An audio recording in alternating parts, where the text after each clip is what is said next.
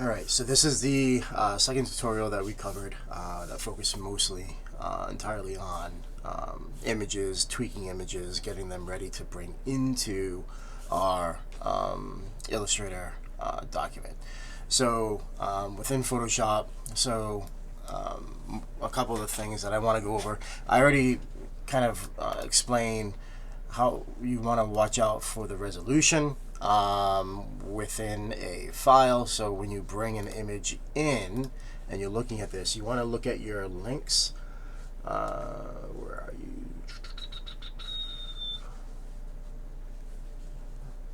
Okay, let's go to window, links, and then in here you're going to have some information regarding the image itself, right? One of the more important ones, obviously, is going to be your resolution, which is the PPI, or points per inch, okay? When you bring in an image, regardless if it was saved as low res, which is 72 dpi, or high res, which would be 300 dpi, this is what you're going to be looking at, because as you change the size, it increases or decreases the points per inch. All right, so you always want to make sure that the threshold that you're hitting is at 300. Now, when you bring an image in that's going to be low res, you're going to have it as if you just, if you were to click and just place it, it's going to make it the 100% of what that resolution is. All right, so that's what I want to cover in the Photoshop. So I have this image here that I want to bring in. I'm going to open it with Photoshop, and the very first thing that you're going to do is you're going to look at the resolution. So in here we go to image, and then we go to image size, and then in here you have these three lines that are locking together the physical size with the resolution. Now, it's not 100% of the time that you're going to grab an image from the web that's going to be at 72. There are times that they are saved at 300, but you're still going to go through the process to make sure. So you go in here and you want to make sure that you have these three lines, okay? If you don't have these three lines and then you change this, you're going to increase the physical size of the document. So up here, you have your image size. So it's 68.7 megabytes. That's the information that's going into this image itself. All right, so when I change this to 300, it changes and drops the physical size to about a quarter of the actual size itself. But you have to look at this and make sure this number should never ever change. All right, because you're not adding any more information. You're keeping the same information, but all you're doing is kind of condensing all of those pixels. All right. Now the difference between vector and pixel-based, I had done this here to kind of give the explanation. So side by side, same exact snowflake. However, this here is an image. This here is vector. All right. So if I hit Command Y, you can see all of the anchor points, right, and all the paths kind of going through to create this, where this is just blank. Okay, so that's the difference. When we zoom in to this, you can start seeing the actual edges of the pixels themselves, right? But when we look at the snowflake that is vector, it's all smooth. So that's the difference between vector and pixel. When we're working inside an image, obviously it's always going to be pixel driven, all right, unless it's an illustration that's created with the vector, then that's going to be different. But in this case, all of this is going to be pixels. All right, so we make sure that we save this as 300 by going to image size, making sure this is all set. If you don't have these three lines, if this is selected, you can see that only these two lines are connected. It's ignoring the resolution, right? So now look at the 68.7, look at the physical size. When I change 72 to 300, it doesn't drop the physical size, right? But look what it did to the actual the size itself. Like the amount of information that's being pumped into this image grows massively, because what's happening is it's saying, all right, if we end up increasing the size and adding more information into this, we have to pull that information from something. So in here we have between the shirt and the hand cuffs, you got orange to brown, right? So when we try and make more information in there, it pulls out the two colors, the orange and the brown, separates them, but then it has to fill it in with other pixels. That's when you end up getting a blurry image. That's when you end up getting something that looks pixelated. All right? So in here, you always make sure, let's cancel this out. Let's go back. Make sure this is all three, deselected, and then change this to 300. And we hit OK. All right, so that's one of the first things that you do, okay? The next thing is you want to prepare it for print. Now, there's a difference between RGB and Cmyk. Cmyk are the colors. Like if we look at in here, let's bring in my color.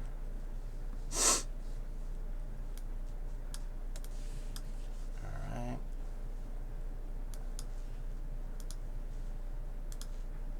And here are our Cmyk. So it takes cyan, magenta, yellow, and black, mixes all those colors together. So when we choose different colors, you can see what those colors, or how the colors are being distributed to give us this particular color.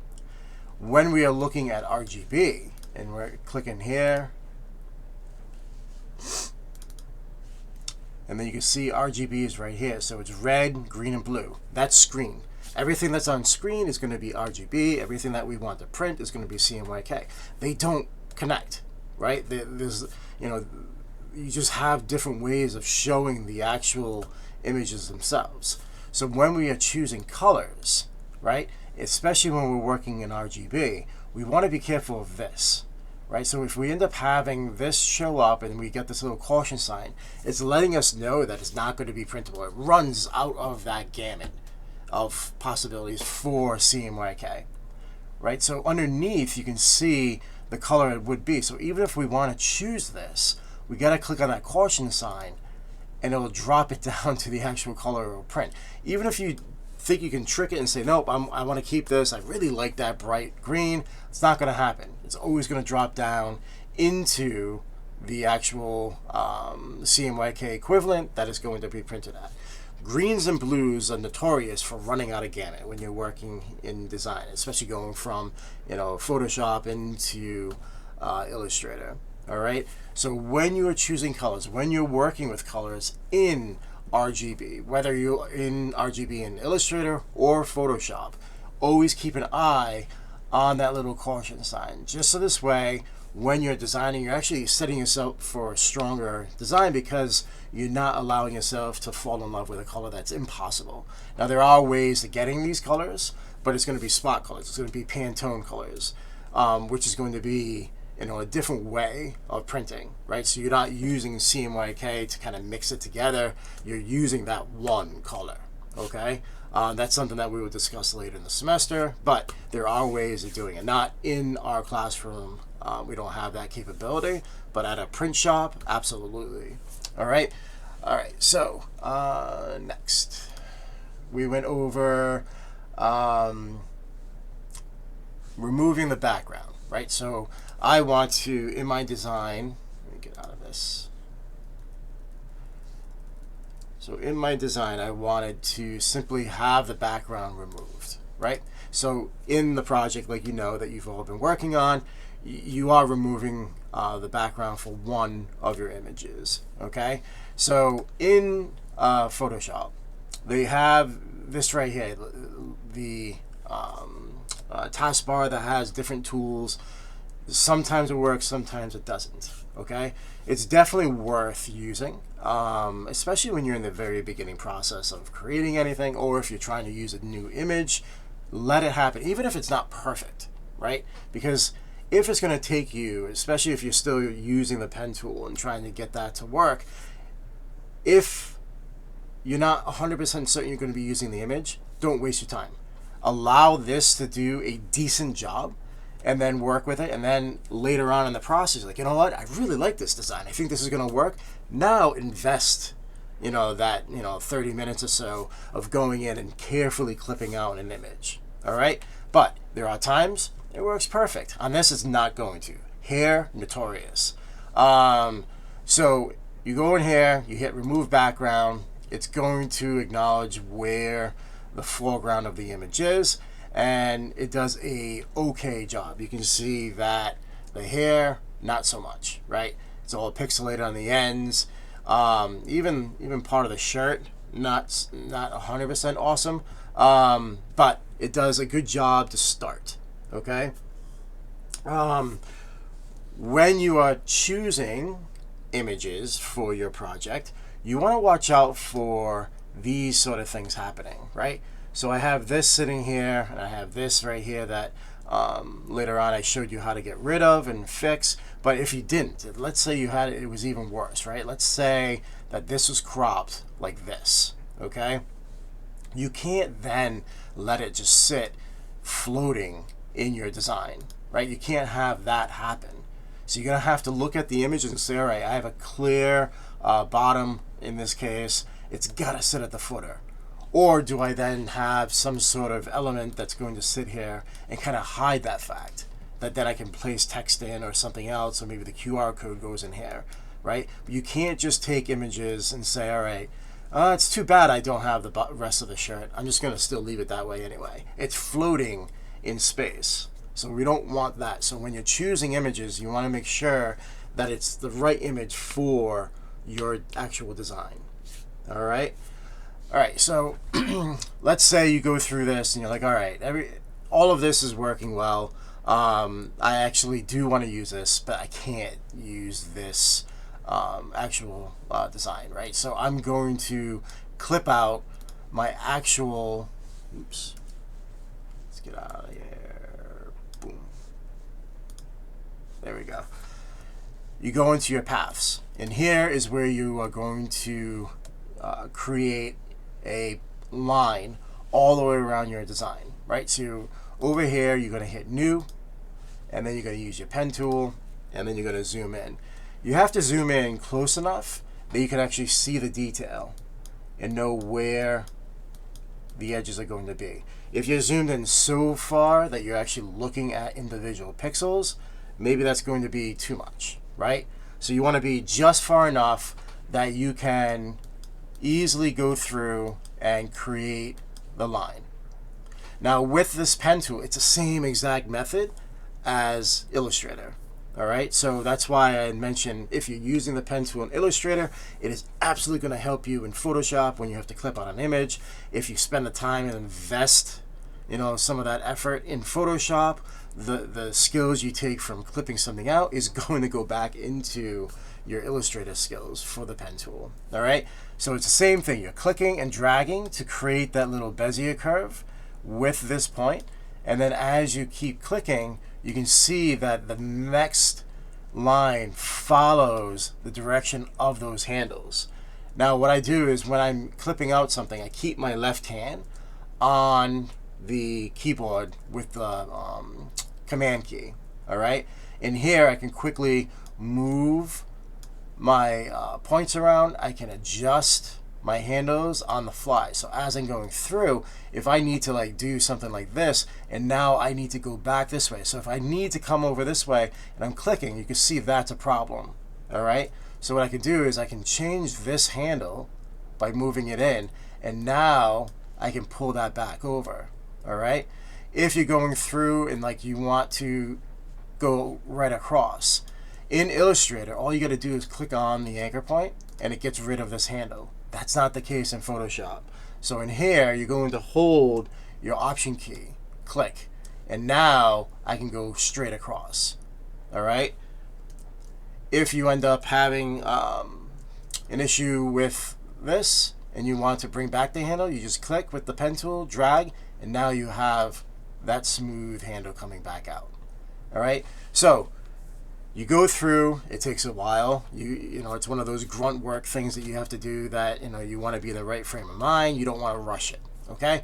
Once you have this all done and you have this sitting here, Now you have this clipped all the way around, right? Anything that's going to be in the middle, that's going to be removed, you know, go back through, but it has to finish all the way. So it has to go from here all the way to there and then finish off. Once you have that path all set, now we can remove the background, or we can save it as an EPS to bring that clipping path into Illustrator. All right. One of the things you want to be careful of, if you don't click new, right?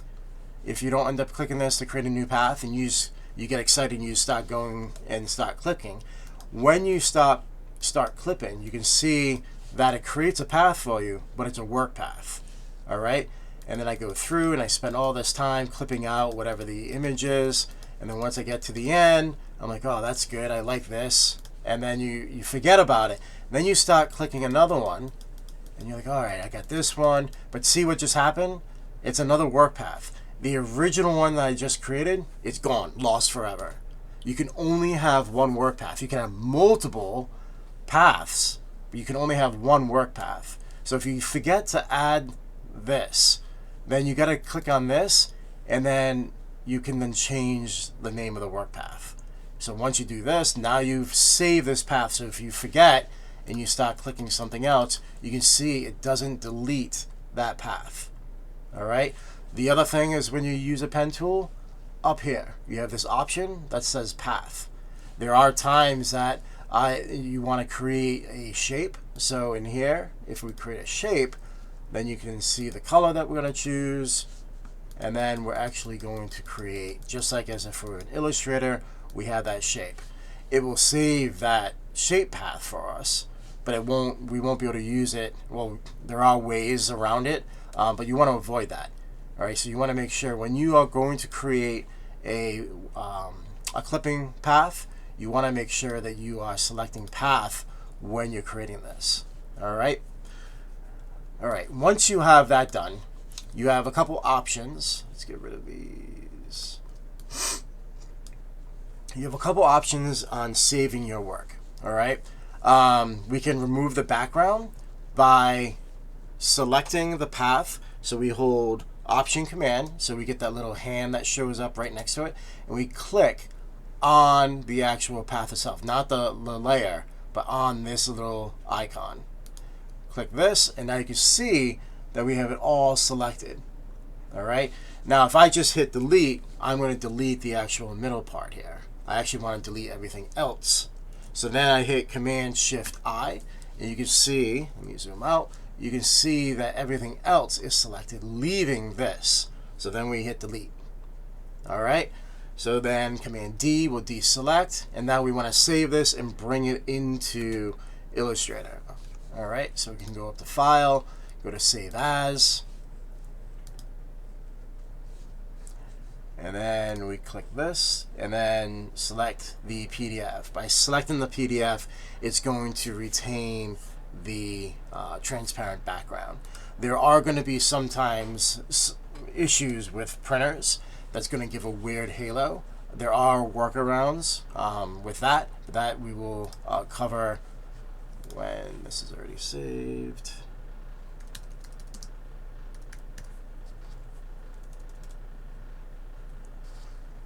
Do this, save, yes, and then we got this right here. So I'm going to right click, open with Illustrator,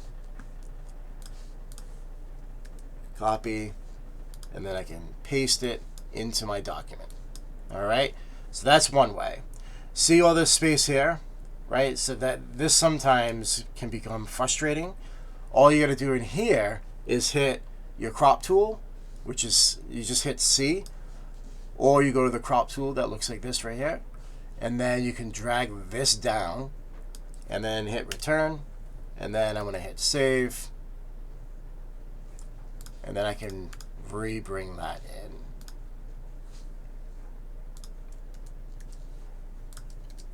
So now you can see you don't have all that extra space there that you can be clicking on. All right, so that's one method. The other method, let me go back to this.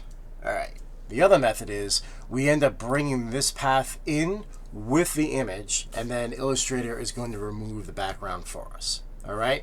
So once you have your path all selected, you hit these 3 lines, go down to clipping path. Click this. Here, you select the path that you want. So remember before I had all those other paths, they would all be in here for us. All right.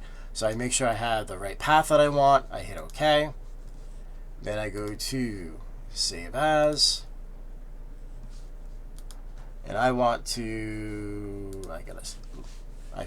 if this is at layer 0 and doesn't say background, you got to go up to Layer, Flatten, because you can't select an EPS with layers. All right, Save As, and then we have a Photoshop EPS that we can select. We click this, save, OK. And then here is our EPS file. Open with Illustrator. And the exact same thing,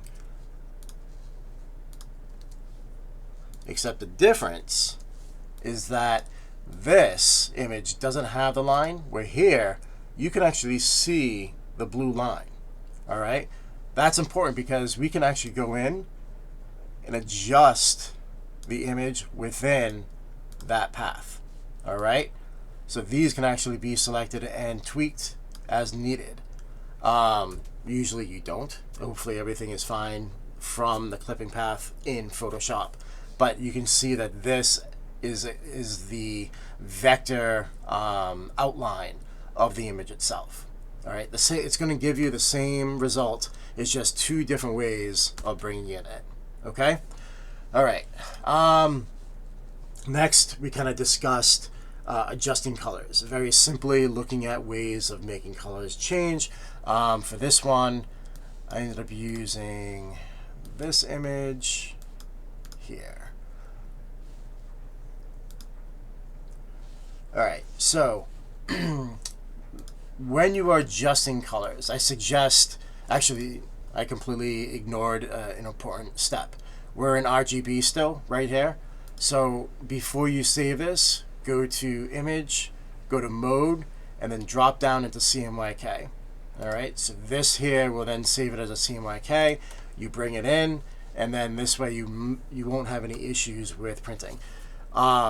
There are times that if you forget and it's an RGB and then you go to print, there are no problems. You end up, kind of skating by. But there have been times that if a file, there's issues with some of the coloring, you just want to make sure that your files are prepped for the proper delivery and the proper method of printing. Okay, so it's important that you save everything as Cmyk if the end result is going to be printed. All right. When you are actually working and adjusting colors and all that, it's easier to keep it in RGB until you end up saving everything. All right. So quickly running through some of the adjustments that you can do. We're going to go to Image and go to Adjustments. There's a lot of options that you have when you're adjusting things. All right. Now, keeping it in RGB helps. If you're doing brightness and contrast, and that's the only thing you're looking at, sometimes you might want to be in Cmyk, so this way then you're seeing it. However, remember, our screens are RGB. You can calibrate your monitors or your screens on your laptop to mimic what it's going to look like printed. All right, but typically it requires a special tool, software, and knowing what printer you're printing on. Okay, so generally speaking, if you're always printing on different printers, I don't think that's worth the time and effort.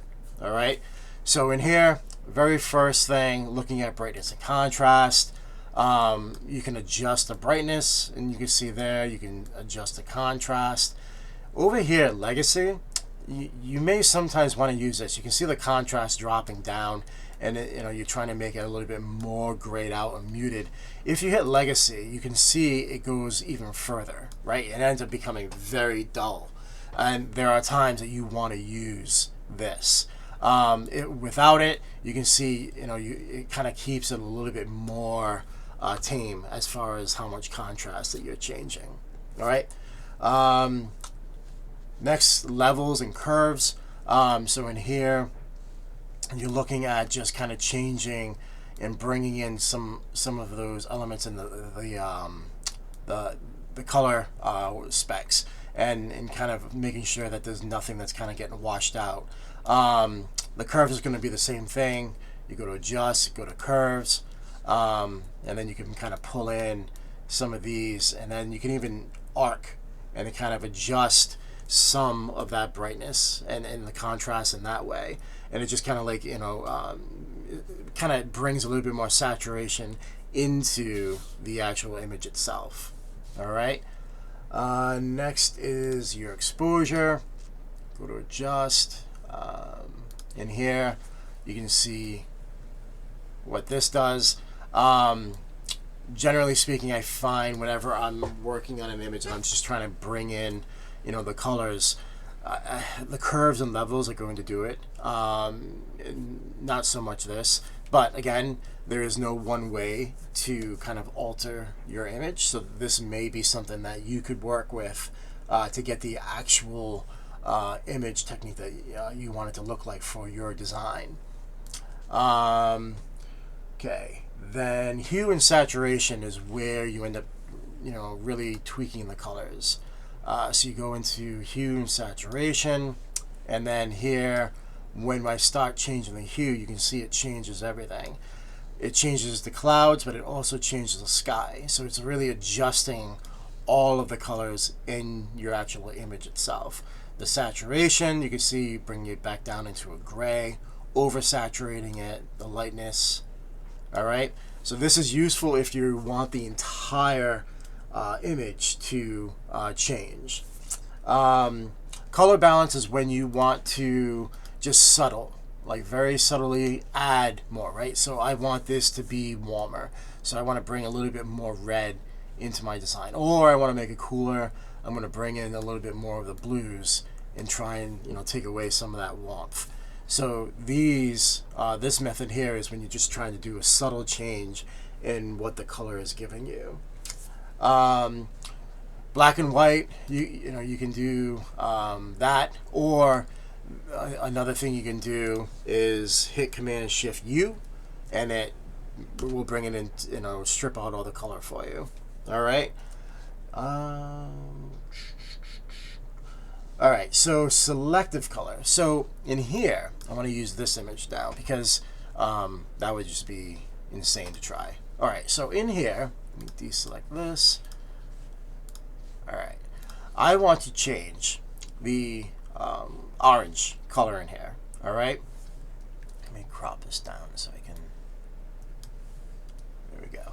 All right, so if I want to change the orange, if I were to simply go up to what I just showed you and go to hue saturation, and I start changing, you can see that it's changing everything, right? So if I want these to be more of a green, you can see that everything else has been changed. I only want the green.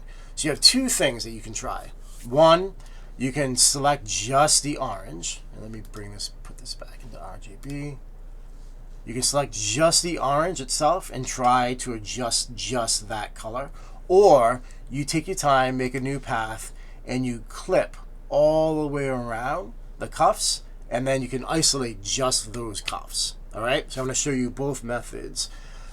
The first one, you're going to go up here, adjust, and go to replace color. So it's going to kind of show you this image. I typically ignore the black and white. It doesn't help me at all.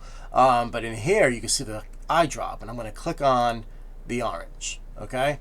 And then I'm going to move my hue, and you can see only what has been selected is changing, leaving everything else alone.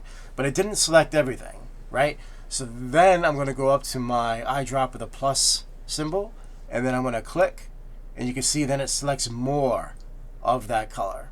And then here I click this, and now I went too far, and look at everything else that has been selected, right? So I can go up here, I can minus colors, right? So you can see it's starting to pull away some of those colors, and then it's leaving this. So then it's kind of like a delicate, you know, balance between is this going to be enough or not? If this works for you, then you don't need to clip it out, right? This is just a few things that's kind of changing.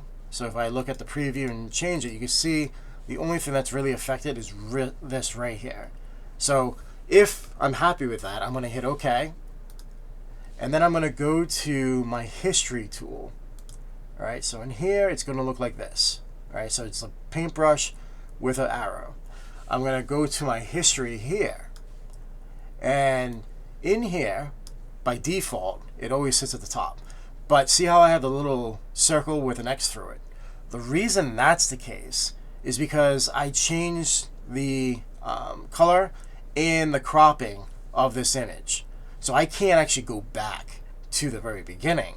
However, I can click on any one of these stages and I can say, all right, back here, when it was still RGB, I can then go in and change.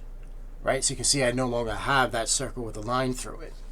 When you have this, you always are going to be able to control what the size of your brush is, right? So if I want it to be just very small for detail, you can see it's a smaller size, and then as I make it bigger, I have a much larger brush size to work with.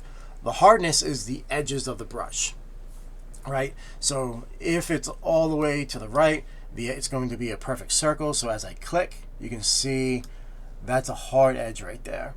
If I go in and I make it softer, and then I click, you can see it's a little softer as I click and move along.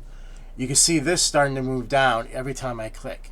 It's why, if you have a very complicated history that you want to go back to, you want to make sure that you don't run out of your history.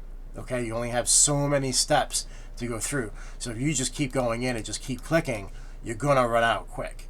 So when you're using this, click and hold and drag as if you're painting over the image. You can see I'm removing that color tweak that I had. Once you get into areas that you want to be a little bit more careful, then you can let go, zoom in, maybe make your brush a little bit smaller, maybe make a little bit the edges a little harder so you don't accidentally go into there.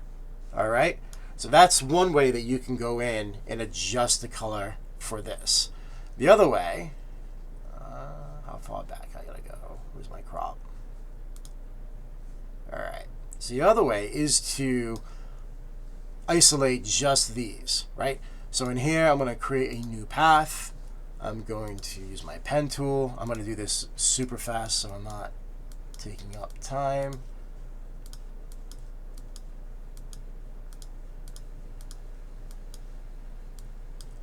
So once you end up having this all isolated, you now have a path here. So now we can hit Option Command, like before when we remove the background to make a selection. Once that's selected, hit Command H to hide your selection. So this way, when I go up to my image, adjustments, hue saturation, when I change this, it's only affecting the thing that I actually clipped out. All right, so that's another way that you can go in and make adjustments just to a specific color. All right, so now I'm done with this. Everything is good. I want to bring this in, or I want this. So let me go back to this file because this is a flat file, right? So I got to go to make sure that my image size is at 300, which it is. Let's go to Cmyk. Everything is fine. I'm going to go to File, go to Save As. Because it is a full image, I'm going to save this as a TIFF. All right, hit Save, which was already saved.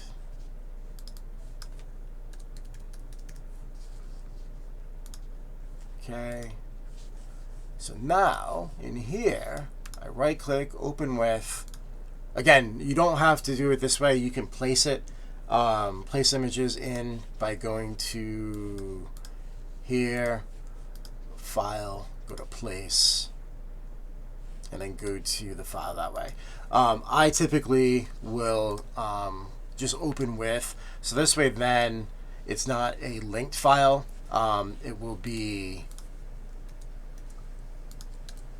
embedded into my file. So you can see the difference between this X and here. It's also, you can see the difference right here. This is linked where this is not. All right.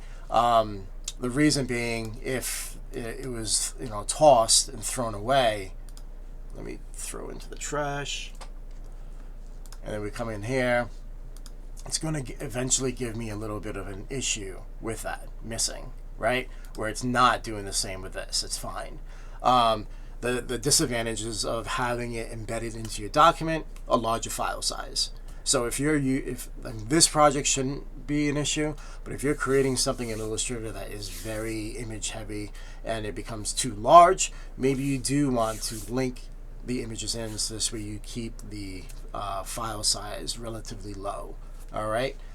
So by saving as a TIFF, you bring this in, and then that is now part of your design. Again, making sure that this stays at that 300 threshold, and as we make it smaller and putting it into a document, you know, you can just keep checking in on this to make sure that's all set. All right. That's it. So that's everything that we had covered. There's more in Photoshop that we obviously will go into much later. But you know, this definitely just kind of gets, you know, the ball rolling for what you can do with images and for this first assignment. All right. Hope this helps, and hope you guys all have a great day.